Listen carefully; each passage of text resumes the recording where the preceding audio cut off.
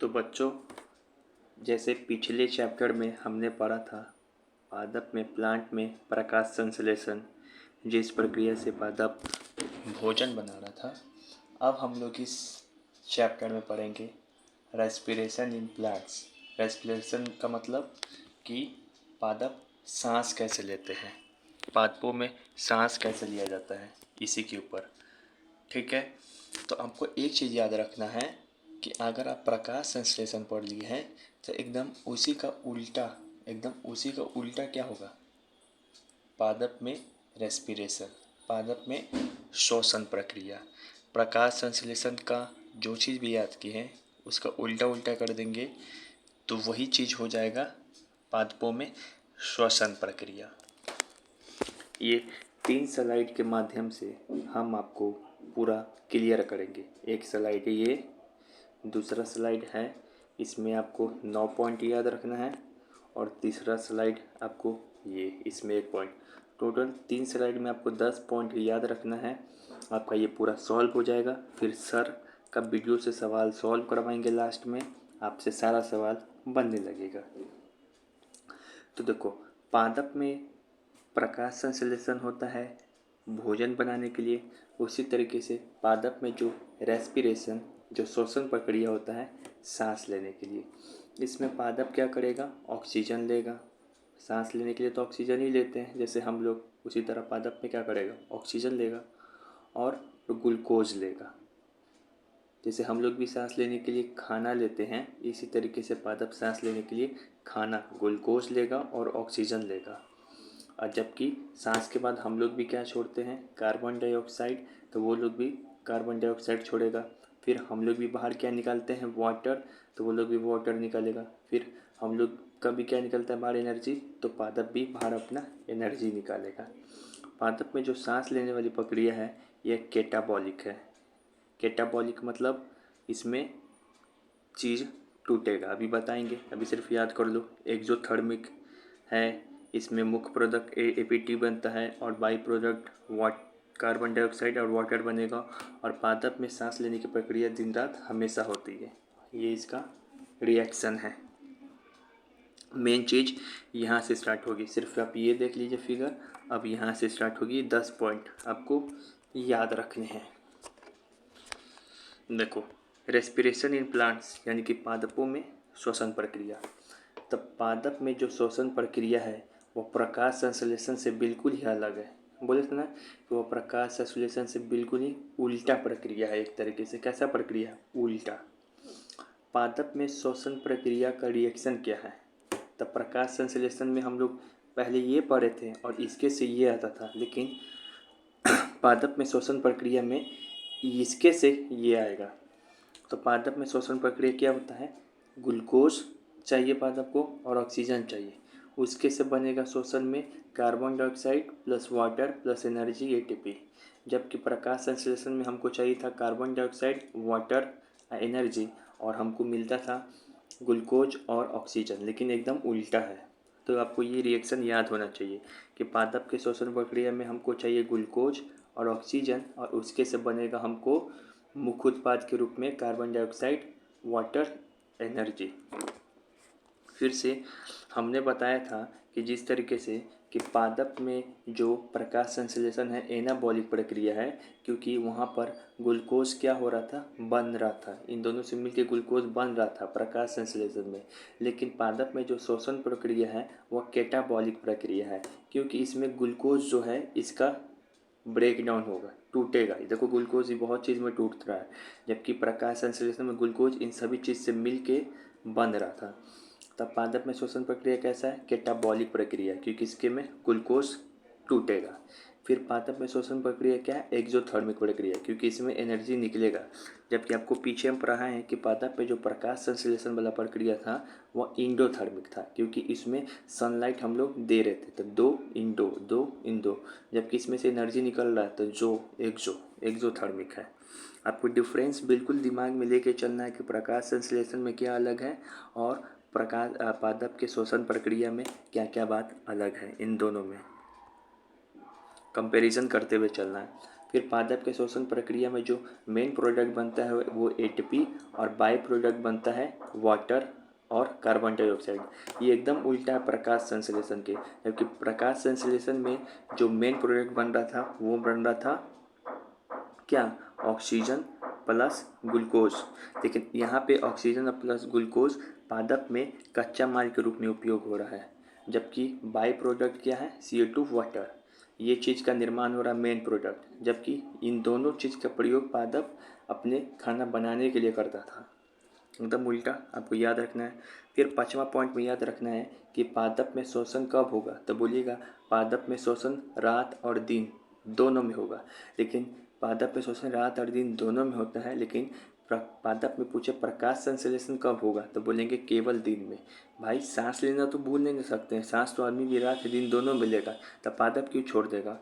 हम ही लोग की तरह है पादप भी, लेकिन हम लोग तो भी रात में सो जाते हैं, इसी कारण खाना नहीं खाते हैं, लेकिन पादप भी रात में सो जाएगा तो खाना नहीं खाएगा। इसी कारण प्रकाश संश्लेषण पादप में केवल दिन में, जबकि पादप में शोषण प्रक्रिया रात और दिन दोनों में। फिर एक पूछता है कि पादप में शोषण की दर को बढ़ाने वाला कारक कौन कौन है, तो वह है तापमान है, प्रकाश है, जल है, क्लोरोफॉर्म, ईथर, एसिटिन। ये सब क्या करेगा, पादप में शोषण की दर को बढ़ा देगा। क्या करेगा, बढ़ा देगा। जैसे तापमान बढ़ाएंगे तो शोषण ज़्यादा होगा, सांस ज़्यादा लेंगे। हम लोग भी धूप में चलते हैं, अगर धूप में चलेंगे तो हम लोग एकदम चलते हैं तो हाँफने लगते हैं, तो शोषण ज़्यादा करते हैं। प्रकाश का मतलब भी तापमान ही हुआ।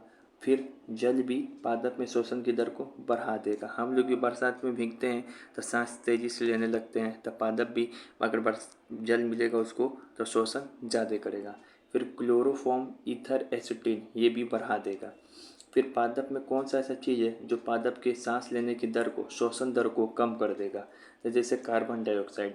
अगर अगर वायुमंडल में कार्बन डाइऑक्साइड ज़्यादा है तो पादप सांस ज़्यादा नहीं ले पाएगा। ये बिल्कुल प्रकाश संश्लेषण के उल्टा है। जबकि प्रकाश संश्लेषण के केस में क्या था, कि प्रकाश संश्लेषण के केस में था कि अगर वायुमंडल में कार्बन डाइऑक्साइड ज़्यादा है, वायुमंडल में कार्बन डाइऑक्साइड ज़्यादा है तो वो प्रकाश संश्लेषण के लिए उतना ही अच्छा बात था, क्योंकि प्रकाश संश्लेषण के लिए कार्बन डाइऑक्साइड और पानी की ज़रूरत थी।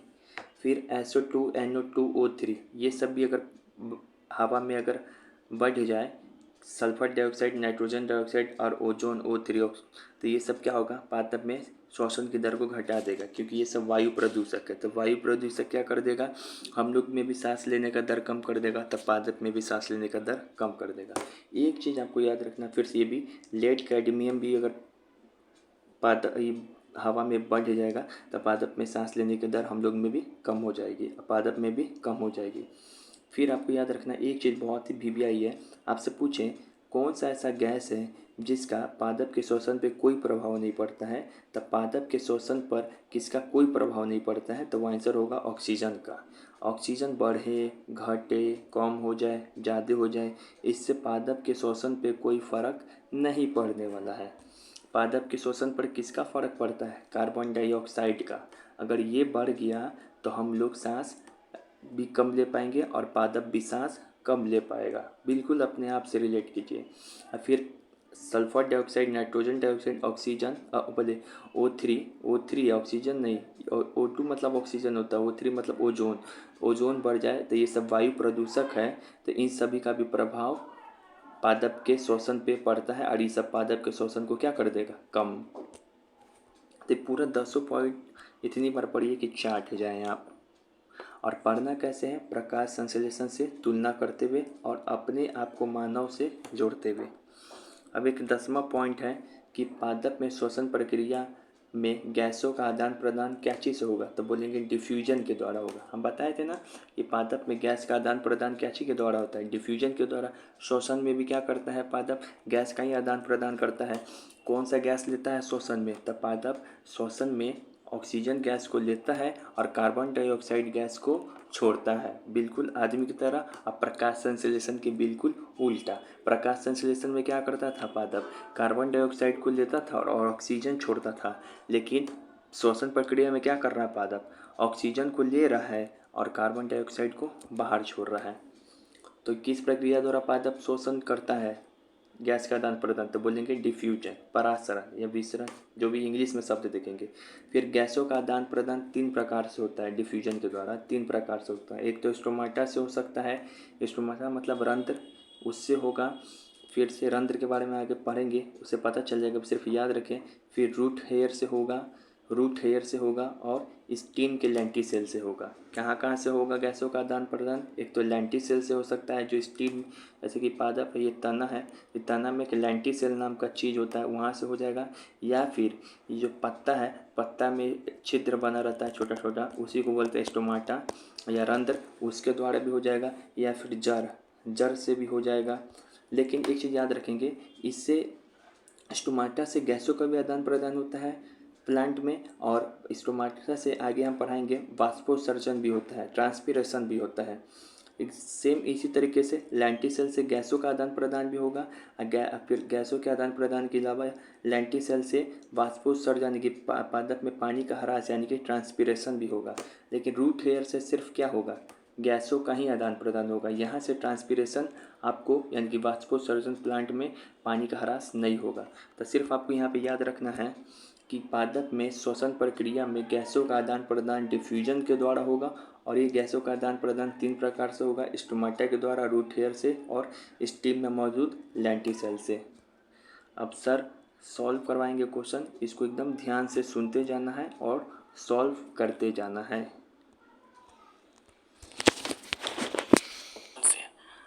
फोटोसिंथेसिस आपने पढ़ लिया। फोटोसिंथेसिस में आपने क्या देखा था? फोटोसिंथेसिस में आपने देखा था कि ग्लूकोज का निर्माण हुआ। मैं आपसे पूछूं कि ग्लूकोज क्यों चाहिए, चाहे प्लांट के अंदर चाहे हमारे बॉडी के अंदर। हमारे बॉडी के अंदर भी ग्लूकोज चाहिए। क्यों चाहिए? क्योंकि आप जानते हो यहाँ से जो है एनर्जी मिलनी है, यहीं से एनर्जी का उत्पादन होगा, और इसी एनर्जी के इस्तेमाल से हम अपने डे टू डे लाइफ में काम कर पाते हैं। प्लांट के अंदर भी इस ग्लूकोज से एनर्जी प्राप्त किया जाएगा। तो फोटोसिंथेसिस के अंदर प्लांट ने इस ग्लूकोज को बनाया, और इसी ग्लूकोज को तोड़ा जाएगा और यहाँ से एनर्जी को निकाला जाएगा।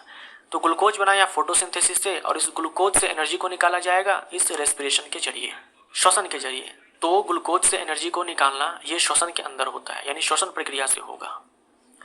लेकिन इस ग्लूकोज को तोड़ने के लिए ऑक्सीजन चाहिए। इस ग्लूकोज को तोड़ने के लिए देखो यहाँ पर लिखा हुआ है ऑक्सीजन, ये प्लांट के अंदर जा रहा है। जो हमारे वायुमंडल में ऑक्सीजन है ये प्लांट के अंदर गया, और ये ग्लूकोज बना था फोटोसिंथेसिस से, और इस ग्लूकोज को इस ऑक्सीजन ने तोड़ दिया। तोड़ करके देखो यहाँ से एनर्जी का उत्पादन हुआ। ये एनर्जी एटीपी के रूप में यहाँ पर बना। यही मैंने यहाँ पर लिखा हुआ है, जो फोटोसिंथेसिस रेस्पिरेशन की जो अभिक्रिया है उसमें जो हमारा मेन प्रोडक्ट होता है वो एटीपी होता है, यानी कि एनर्जी होता है। बिन बुलाए मेहमान के रूप में यहाँ पर कार्बन डाइऑक्साइड और जल का उत्पादन होता है। कार्बन डाइऑक्साइड गैस का उत्सर्जन होगा, और जल बनेगा यहाँ पर बाई प्रोडक्ट्स के रूप में, ठीक है, सह उत्पाद के रूप में। क्योंकि यहाँ पर ग्लूकोज जो अणु है ये टूट रहा है, जो ग्लूकोज अणु है ये टूट रहा है, इसलिए कैटाबॉलिक प्रोसेस है। याद करो फोटोसिंथेसिस के अंदर ग्लूकोज का निर्माण हो रहा था, वहां मैंने आपसे कहा था कि वो एनाबॉलिक प्रोसेस है। यहाँ देखो एनर्जी का उत्पादन हो रहा है, एनर्जी प्रोड्यूस हो रहा है यहाँ पर, इसलिए ये क्या है? उष्माक्षेपी अभिक्रिया है, एक्सोथर्मिक प्रोसेस है। याद करो फोटोसिंथेसिस के अंदर वहां लाइट एनर्जी का इस्तेमाल किया जा रहा था, इसलिए वो था एंडोथर्मिक प्रोसेस। यहाँ देखो बाई प्रोडक्ट के रूप में कार्बन डाइऑक्साइड और जल का निर्माण हुआ है। याद करो फोटोसिंथेसिस जिसके अंदर कार्बन डाइऑक्साइड और वाटर का इस्तेमाल किया गया था ग्लूकोज को बनाने के लिए, वहां ये रॉ मटेरियल्स थे, लेकिन यहाँ पर ये बाई प्रोडक्ट्स हैं। उसके बाद याद करो फोटोसिंथेसिस के अंदर बाई प्रोडक्ट के रूप में क्या बना था? ऑक्सीजन बना था। बाई प्रोडक्ट के रूप में ऑक्सीजन बना था, लेकिन यहाँ पर देखो ऑक्सीजन का इस्तेमाल किया जाता है इस ग्लूकोज को तोड़ने के लिए। बिना ऑक्सीजन के तो ये ग्लूकोज टूटने वाला नहीं है पूरी तरह से। तो ये अंतर है रेस्पिरेशन के अंदर और फोटोसिंथेसिस के अंदर। आप जो है वीडियो पॉज करके थोड़ा सा इसको मंथन कर सकते हो कि क्या अंतर है फोटोसिंथेसिस और रेस्पिरेशन के अंदर। फोटोसिंथेसिस केवल दिन में होने वाली प्रक्रिया है, जबकि श्वसन दिन रात दोनों में ही होते हैं। अब यहाँ पर जो ग्लूकोज बना ये टूटेगा। अब ये टूटेगा कैसे? कैसे टूटेगा? कहाँ पे टूटेगा? ग्लाइकोलिसिस क्या होता है? कैसे एटीपी बनता है? ये सारी बातें जो है हमने याद करो ह्यूमन फिजियोलॉजी के अंदर पढ़ा था।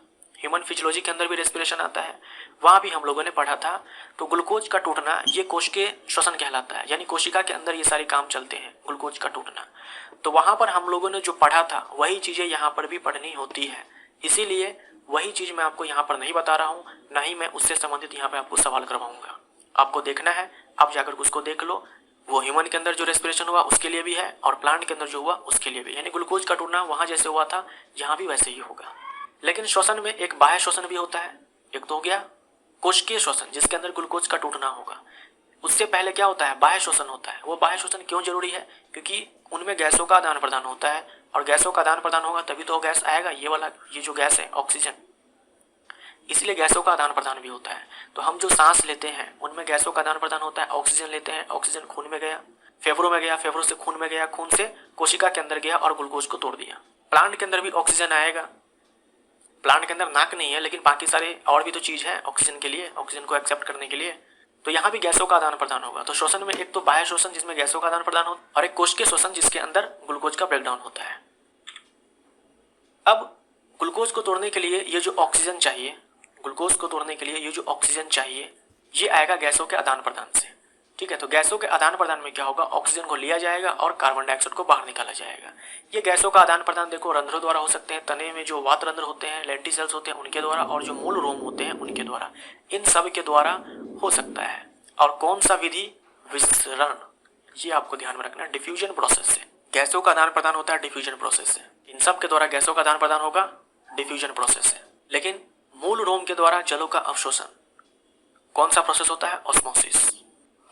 अब यहाँ हमें यह पढ़ना होता है कि कौन कौन से ऐसे कारक हैं जिनसे जो रेस्पिरेशन की रेट है वो बढ़ने वाली है। कौन कौन से ऐसे फैक्टर हैं जिनसे रेस्पिरेशन के रेट बढ़ते हैं। उनमें देखो कुछ होते हैं बढ़ाने वाले कारक जिनमें ये सारे हैं। तापमान, तापमान 0 से 30 डिग्री सेल्सियस तक बढ़े तो जो श्वसन की दर है ये बढ़ती है, उसके बाद घटती है। प्रकाश, प्रकाश अगर ज़्यादा होगा, फोटोसिंथेसिस ज़्यादा होगा, ग्लूकोज ज़्यादा बनेगा, ग्लूकोज ज़्यादा बनेगा तो ज़्यादा टूटेगा, यानी रेस्पिरेशन क्या होगा, ज़्यादा होगा, रेस्पिरेशन की जो रेट है वो बढ़ जाएगी। जल, जल की मात्रा बढ़ने से रेस्पिरेशन की रेट बढ़ती है। क्लोरोफॉर्म, ईथर, मॉर्फिन, एसीटोन, ये सब कुछ पदार्थ हैं जो कि श्वसन दर को बढ़ाते हैं। ये सारे बढ़ाने वाले कारक हो गए। अब है कम करने वाले कारक। वायुमंडल में कार्बन डाइऑक्साइड की सांद्रता अगर बढ़ती है तो जो श्वसन की दर है ये घटती है। उसके बाद कुछ वायु प्रदूषक गैस हैं जैसे कि सल्फर डाइऑक्साइड, नाइट्रोजन के ऑक्साइड्स, ओजोन, ये सभी क्या करेंगे, कम करेंगे। भारी धातु प्रदूषक, हैवी मेटल पॉल्यूटेंट जैसे कि लेड, कैडमियम, ये सारे भी श्वसन दर को कम करते हैं। और साइनाइड, एजाइड, कार्बन मोनोऑक्साइड, ये सारे जो हो गए श्वसन दर को कम करने वाले कारक हैं।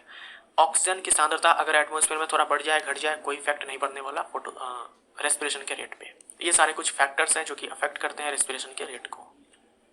आते हैं सवालों के ऊपर। 178 तक हम लोग 4th पार्ट तक ऑलरेडी कवर कर चुके हैं। पौधों में गैसों का आदान प्रदान शरीर की सतह द्वारा डैश क्रिया से होता है, डिफ्यूजन से होता है। पादपों में गैसों का आदान प्रदान डैश के द्वारा होता है। पादपों में गैसों का आदान प्रदान स्टोमेटा के जरिए, लेंटिसेल्स के जरिए, रूट हेयर्स के जरिए, इन सब के द्वारा हो सकता है। पादपों में श्वसन के लिए अनिवार्य है। इनमें से कौन है श्वसन के लिए अनिवार्य, हो जाएगा यहाँ पर ऑक्सीजन, ऑक्सीजन हो जाएगा। ये तीनों जो है ये तीनों अनिवार्य है फोटोसिंथेसिस के लिए, फोटोसिंथेसिस के लिए है ना, फोटोसिंथेसिस के लिए। कार्बन डाइऑक्साइड ये रॉ मटेरियल होता है, क्लोरोप्लास्ट के अंदर फोटोसिंथेसिस होगा, लाइट एनर्जी चाहिए। आप ये मत सोचना कि अभी मैंने आपको बताया कि अगर लाइट की इंटेंसिटी बढ़े तो रेस्पिरेशन की रेट बढ़ती है। भले ही बढ़ती है लेकिन अनिवार्य थोड़ी ना है, क्योंकि श्वसन जो है ये रात में भी होता है। श्वसन की प्रक्रिया ये रात में भी होता है, दिन में भी होता है। लाइट नहीं चाहिए, बढ़ा देता है वो अलग बात है, लेकिन लाइट अनिवार्य नहीं है। लेकिन अगर ऑक्सीजन ना हो तो ग्लूकोज का पूर्णतः टूटना नहीं होता है। साइनाइड, एजाइड, देखो ये सवाल कितना अच्छा है पीछे वाला कि पादपों में श्वसन के लिए क्या अनिवार्य है, तो ऑक्सीजन। बहुत बच्चा हमारा क्या आएगा, कार्बन डाइऑक्साइड। जबकि हम पादपों में रेस्पिरेशन का रिएक्शन हम दिखाए थे, आपको पीछे दिखाता हूँ मैं। पादपों में श्वसन प्रक्रिया का रिएक्शन, ये ग्लूकोज है, इसको तोड़ने के लिए ऑक्सीजन चाहिए। तो इसी कारण पादपों में श्वसन के लिए क्या होता है, ऑक्सीजन जरूरी है। क्यों, कि ऑक्सीजन ही पादपों में श्वसन प्रक्रिया के दौरान इस ग्लूकोज को तोड़ेगा और बाहर निकालेगा पानी, कार्बन डाइऑक्साइड और एनर्जी। और इस फिगर से भी दिखाए थे कि पादपों में श्वसन के लिए क्या चाहिए, ऑक्सीजन और ग्लूकोज। अब बाहर क्या निकल रहा है, कार्बन डाइऑक्साइड, एनर्जी, वाटर। आपको 35 डिग्री सेल्सियस भी मिल जाए। तो 30 ना हो 35 हो तो आप इसको टिक मार सकते हैं।